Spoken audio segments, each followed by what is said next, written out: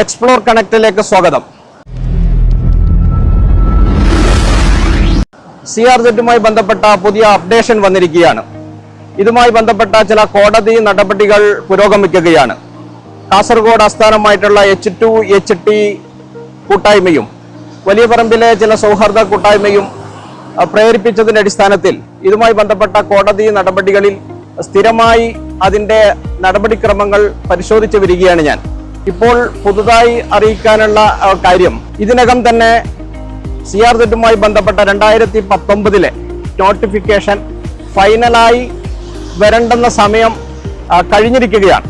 ഡൽഹിയിലുള്ള CRZ കേന്ദ്ര authority അതിന്റെ ത്രൈമാസ യോഗങ്ങളിൽ എടുക്കേണ്ടുന്ന നടപടിക്രമങ്ങൾ പക്ഷേ ഇപ്പോൾ നിലനിൽക്കുന്ന ഇലക്ഷൻ കോഡ് ഓഫ് കോണ്ടാക്ട് തെരഞ്ഞെടുപ്പ് പെരുമാറ്റ ചട്ട നിയമത്തിന്റെ അടിസ്ഥാനത്തിൽ ആ യോഗ നടപടികൾ ഇപ്പോൾ പൂർത്തിയായിട്ടില്ല. അത് ഈ നിയമം നിലനിൽക്കുന്ന കാലത്തോളം അതിന്റെ യോഗ നടപടികൾ വരികയില്ല. ആ യോഗ നടപടികൾ വന്നാൽ 2019 കരട് വിജ്ഞാപനം ഫൈനൽ നോട്ടിഫിക്കേഷനായി വരാനുള്ള സമയം അതിക്രമിച്ചിരിക്കുകയാണ്. ഇപ്പോൾ ആ നടപടിക്രമം പൂർത്തിയാകാത്തത് ഇലക്ഷനുമായി ബന്ധപ്പെട്ട കോഡ് ഓഫ് കോണ്ടാക്ട് ഉള്ളതുകൊണ്ടാണ്. ഇതുമായി ബന്ധപ്പെട്ട ചില കേസുകൾ, ഞാൻ അടക്കമുള്ളവർ ബന്ധപ്പെട്ട് നിൽക്കുന്ന ചില കേസുകൾ ഹൈക്കോടതിയിൽ നടന്നുകൊണ്ടിരിക്കുകയാണ്. അതിന്റെ വിചാരണ നടപടികളും ഇതേ ഇലക്ഷൻ കോഡ് ഓഫ് കോണ്ടാക്ട് നിലനിൽക്കുന്നതിനാൽ ആ നടപടിയും ഇപ്പോൾ നിർത്തിവെച്ചിരിക്കുകയാണ്.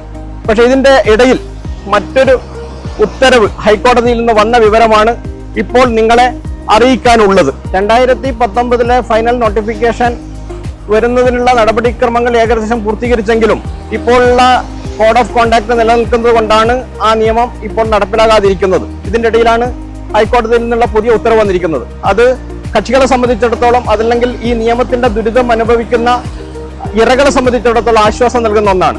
അതിന്റെ അടിസ്ഥാനത്തിൽ CRZ വയലേഷന്റെ അടിസ്ഥാനത്തിൽ പൊളിക്കാൻ ആവശ്യപ്പെട്ടിട്ടുള്ള ചില കെട്ടിടങ്ങളുണ്ട്, നോട്ടീസ് നൽകിയ ചില സ്ഥാപനങ്ങളുണ്ട്, സ്റ്റോപ്പ് മെമ്മോ നൽകിയ ചില സ്ഥാപനങ്ങളും വീടുകളും ഒക്കെ ഉണ്ട്.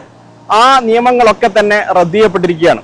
അങ്ങനെയുള്ള ഒരു ശിക്ഷാ നടപടികളും CRZ ബന്ധപ്പെട്ട് എടുക്കാൻ വേണ്ടി പാടില്ല എന്ന ആശ്വാസകരമായ ഒരു നിലപാടാണ് ഇപ്പോൾ ഹൈക്കോടതി സ്വീകരിച്ചിട്ടുള്ളത്.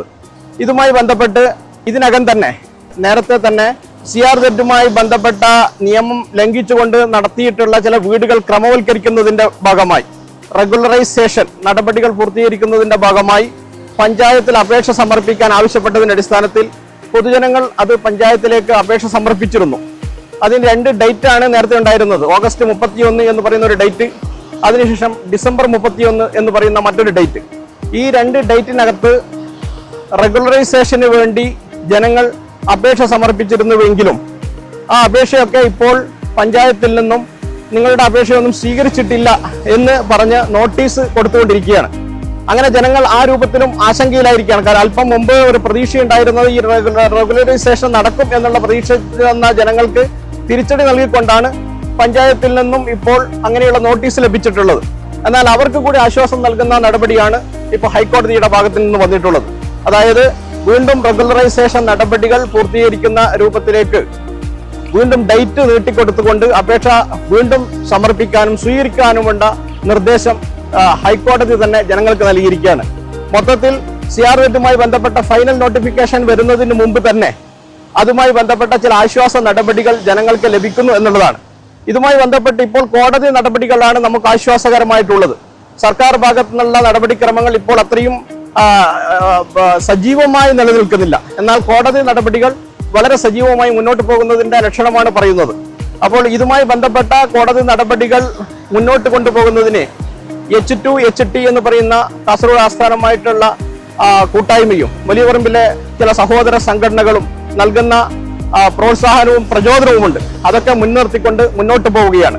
തീർച്ചയായും ഇപ്പോൾ നമുക്ക് ലഭിച്ചിട്ടുള്ള ഈ വാർത്ത ആശ്വാസകരമാണ്.